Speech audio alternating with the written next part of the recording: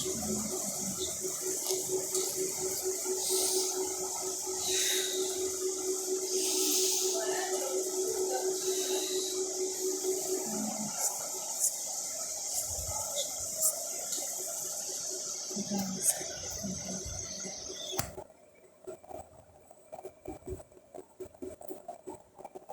I want to give you a little pelvic floor and core tip. Kind of goes along with the idea that I was talking about, how the pelvic floor can lengthen eccentrically or demonstrate controlled strength in an opposite direction that is not a lift and a contract.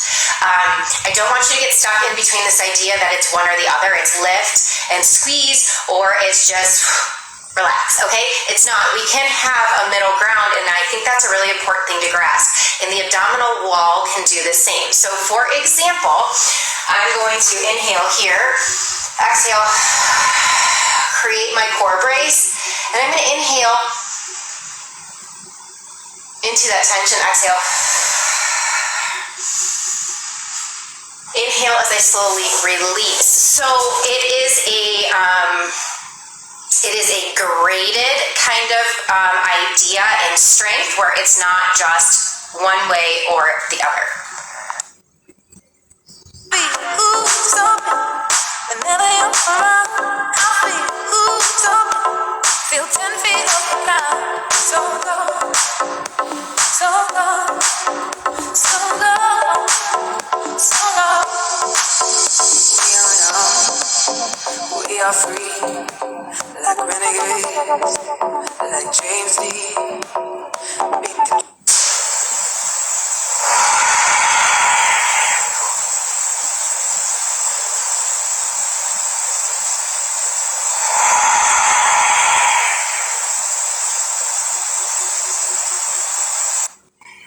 My blue light in the basement is just a light. It's just a light tube, and it can be blue or it can be white or anything along the spectrum, but I don't have any natural light down there, and the overhead lights don't. And just a brief note on the pelvic organ prolapse. My blue light in the basement is just a light. It's just a light tube, and it can be blue or it can be white or anything along the spectrum, but I don't have any natural light down there, and the overhead lights don't do very well for videos, so I did upgrade my lighting a little bit to kind of jazz up those videos, you know. But what I love most about everybody who's DMing me is that you guys know what a spaz I am. So you're like, is that like something special for your circadian rhythm? Like, should I be like looking to get something like that? So that's not out of the realm of possibilities, since I have my like happy light that I use in the morning. But now you've got me thinking, are there options like that I should have bought? And just a brief note on the pelvic organ prolapse post or pelvic floor core rehab in general. Frequently asked questions are like, is this diastasis safe? Is this pelvic floor safe? Is this, pregnancy safe? Is this, prolapse safe? And I don't like categories of such things.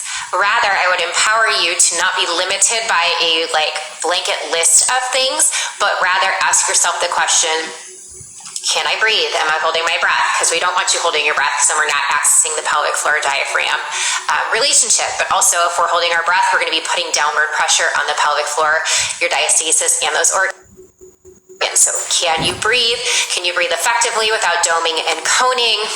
Do you not feel pelvic floor pressure or increase in your symptoms of leakage or pressure or feelings of falling out? And those are the things that you should be asking yourself, those questions, to help guide your exercise choices, or as you're doing a workout, if you're doming and coning or you're holding your breath, that is a signal that you are not meeting the demands of that exercise. Your body can't meet those demands and you need to find a different option.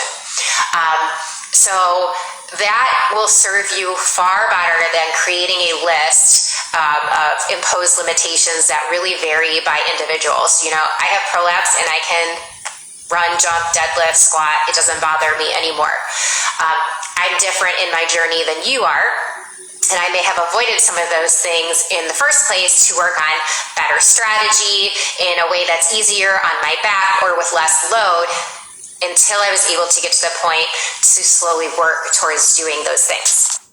So if you have fear with prolapse, these are some of the best ways to start, with hips elevated on a pillow, or when you're on your hands and knees and you're a little bit lower, or you're over a ball, you are still getting the effects of hips over the head, so that gravity can help with things ascending upward, or taking less forces up as you're working on integrating these movements again. So they can be a really great place to gain confidence and strategy and neuromuscular re-education and all of those wonderful things, in a hips elevated position to give you the confidence of learning how to slowly progress into more weight-bearing exercises and adding more weight.